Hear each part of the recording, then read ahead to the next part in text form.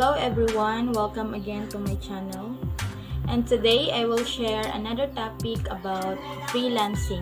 Before I start with our topic today, I want to share a little bit about my story as a freelancer on how I started and where did I get my first ever client. How to get your first client in freelancing. Based on my experience, starting up as a freelancer is very tough. I have already known freelancing a couple of years ago, but was not able to dive in right away due to some challenges.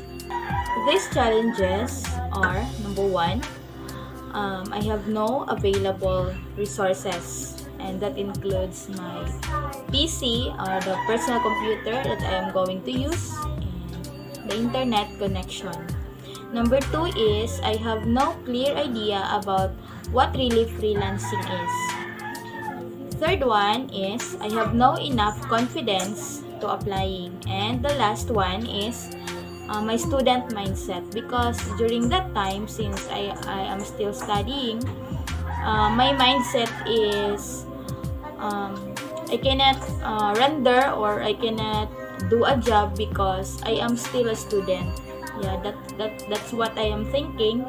That's why I hesitate to take action and to get a job during that time.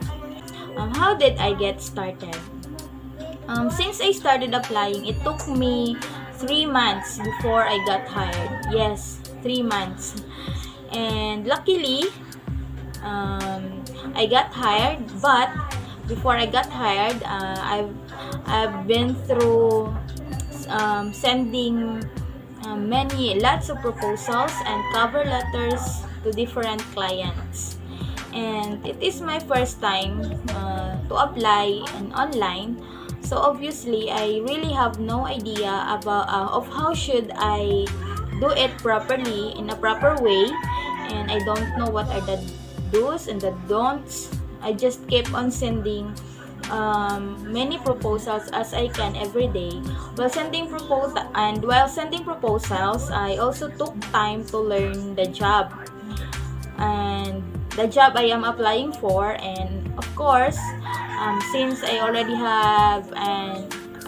had an experience in my corporate job before, I make sure that the jobs I applied for are related to the experiences I had, so that it will be not difficult for me to do the actual job if ever I will be get hired. Okay, where did I get my freelancing job? Okay, there are two main places we can find them. The first is in the freelance platform. It's a place where clients or companies post jobs looking for freelancers. And this is here also where freelancers post their profiles looking for jobs. Okay, the features of online platforms are it helps clients and freelancers find one another. The next is it provides tools to help with jobs or contracts. And there is a payment protection in this platform, like in Upwork and FreeUp. And it usually charges a fee. It is either paid by the client or the freelancer. Example, in Upwork, Upwork is charging 20% of your pay from your client. Example, you are earning $10 per hour. So the Upwork will get the 20% from $10 per hour, and the remaining will be your income. There are different online platforms. We have FreeUp, Upwork, and HubStaff, and Online Jobs. FreeUp, I haven't tried this one. Upwork, I have tried, but the competition, I observed that the competition here is very tight. HubStaff, I haven't tried this one also. And onlinejobs.ph, this is where I get my clients. HubStaff, I haven't tried this one also. And onlinejobs.ph, this is where I get my clients. Please don't lie to the client. Don't pretend that you know something you don't. Direct clients. Working for a client, it is working for a client or company without a third party. Meaning, you directly apply to a client.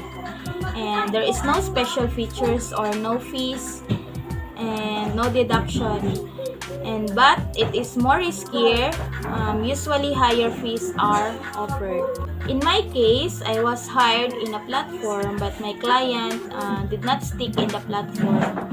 But instead, we took the job outside the platform. I have a question as a beginner. Which one do you want?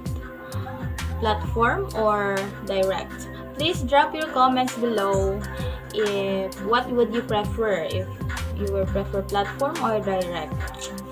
Okay, but the recommended for beginners to start with is through platform, because in the platform it is not so hard for you to find a job, and all you have to do is look for the job in the platform and then apply to it. Whereas if you directly apply to a client, you need to learn first you have to sell yourself, and you have to create a good proposal. Online businesses are keep growing despite of pandemic, so online freelancing keeps growing also. However, as a freelancer and knowing that the competition is global, we have to really stand out from the others. It won't matter how good, how experienced, nice, or skilled, rich, or perfect you are. If you don't stand out, you won't get a chance. And you have to really find a way to stand out. Areas where you can stand out.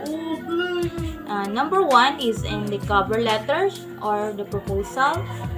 Number 2 is in your profiles or resume. 3 is interview, and 4 is the actual job. Let's go first with the profiles. In your profile, you should have, number 1, a good picture. It should be professional, formal. You should look smiling, and it has a good lighting. Number 2 is good writing. It should have good writing, not wrong grammar. Take time to create your profile, and don't rush your profile. You should think of it well and what you have to write on your profile.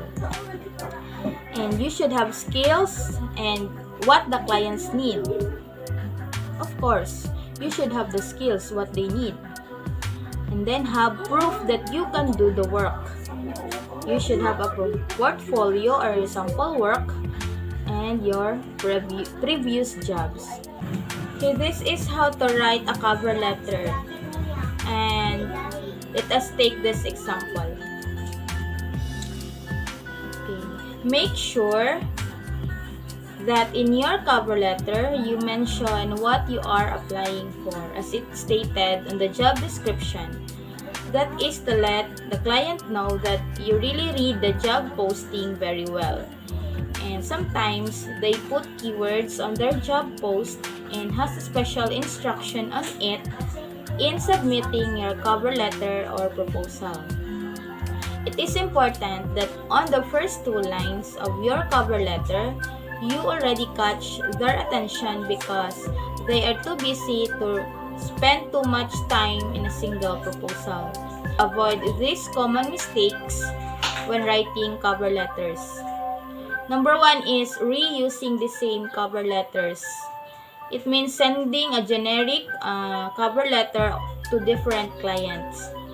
And number 2 is being overly formal, using ma'am, sir, madam, and usually client preferred to be addressed by just their first name. Number 3 is sharing your life story. Sharing your struggles. Example, I am applying because I really need money and my mother was in the hospital. No, that is not the proper way to write a cover letter.